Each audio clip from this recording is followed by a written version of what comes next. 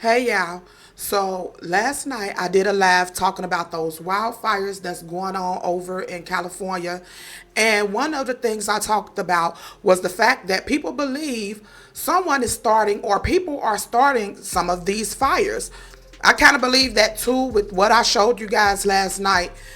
It was kind of suspicious to me that all these fires were starting in different locations, and it was just weird. You have to question what is going on. And from what I heard, during this time of year, wildfires is usually not a thing. Well, I woke up this morning and seen this video where they caught a guy who was trying to start a fire with a blowtorch. So it's insane, it's crazy, y'all. Be careful out there, but I'm going to play this video, and y'all already know I'm going to talk about it. In the field with KTLA's Rick Chambers, who is live in Calabasas with details on the Kenneth fire and some good news tonight. Rick? Yeah, Micah, plenty of good news to pass along tonight. The Kenneth fire is out. There are firefighters back up in the canyon behind me. They are mopping it up at this point. The evacuation orders have been lifted, and I'm not sure if you can see the cars over my shoulder. They are streaming back in now. A lot of the residents returning home finally after hours being stranded out by the 101. Also, police have a man in custody tonight. They have determined that the Kenneth fire was deliberately set. Listen to the LAPD.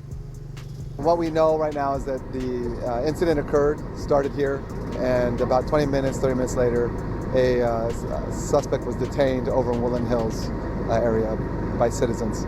So someone purposely set the Kenneth fire? At this time, that's what we believe, yes. Do you know how or why they did that? That I don't know. Right. Is this a crime scene right now? Yes. So everything's closed off? It's being investigated as a crime. And apparently it was folks there in Woodland Hills that earlier today noticed this person acting suspicious and made what you might consider a citizen's arrest. Listen to one of the people involved in that. My mom and I were sitting up in our backyard in the house here, and all of a sudden I hear a car come to a screeching halt, and the guy is running out saying, "Stop, stop, drop what you're holding, drop what you're holding." And then next thing we hear is him yelling, "Neighbors, neighbors, he's trying to start a fire, call 911, call 911. My mom ran out in her bathrobe ready to fight the guy. And all of the neighbors started coming out, calling 911. We really banded together as a group. A few gentlemen in the neighborhood had detained him. They had surrounded him, gotten him on his knees, and then they got some zip ties, and my stepdad came out with some rope, and we were able to do a citizen's arrest and detain him until the police had arrived. He had a like a propane tank or it's a big yellow tank, like a flamethrower basically.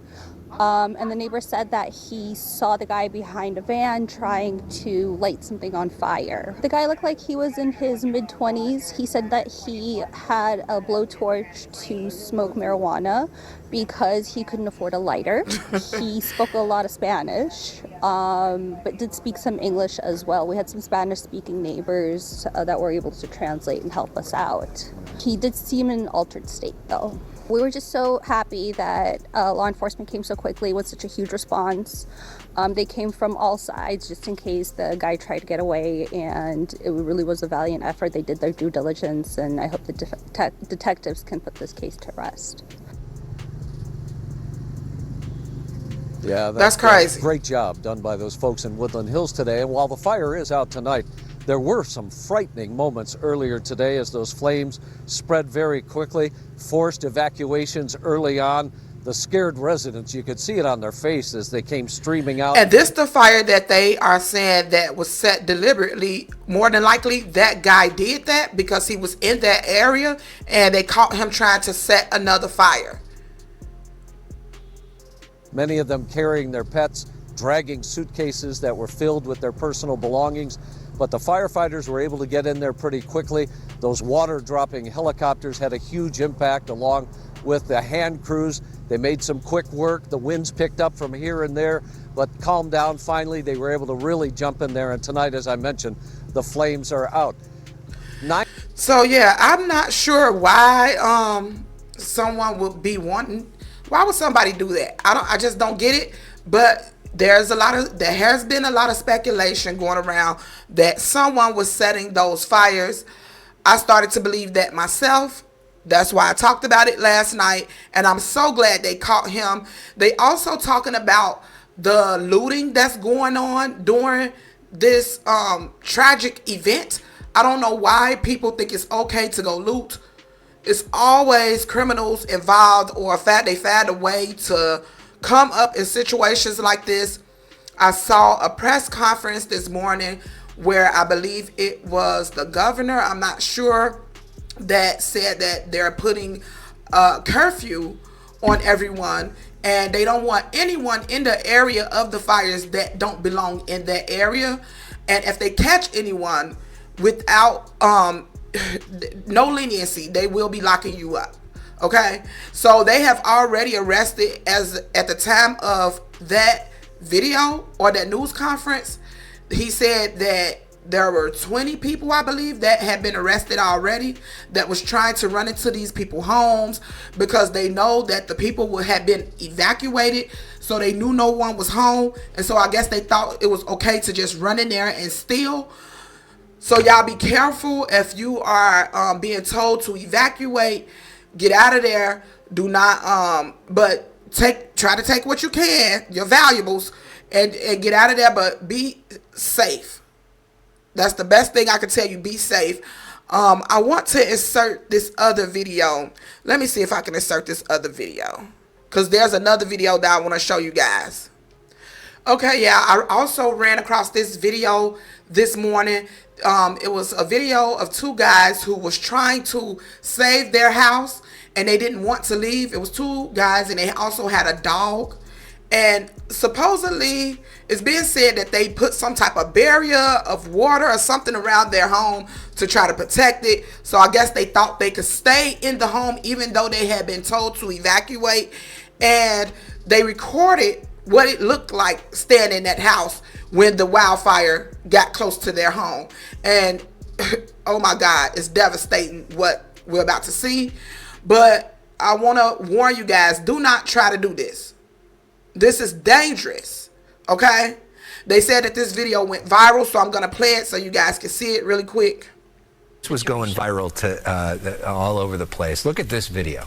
So this was a guy who didn't heed the warning, stayed behind. I've seen and this. Look at what happened here. I mean, to be surrounded by flames in all direction with your dog there. So this is not what you want to have happen. Come on, man. So as you know, do we have an update of what happened to I mean, that gentleman? if he was able to post the video, I hope he ended up being okay. I hope he was able to get out, but I don't have an exact update on what exactly happened. And this is one of many just heartbreaking visuals that have developed since the Pacific Palisades fire broke out.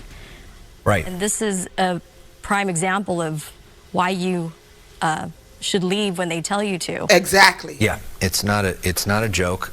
They're not saying it just to say it, and it also it's very selfish, frankly, to stay behind, because you're putting potentially firefighters' lives on the line to try to. Yeah, you know, don't do this. I don't know why people always go against the authorities. It's just not even worth taking a chance. If they say get out, get out.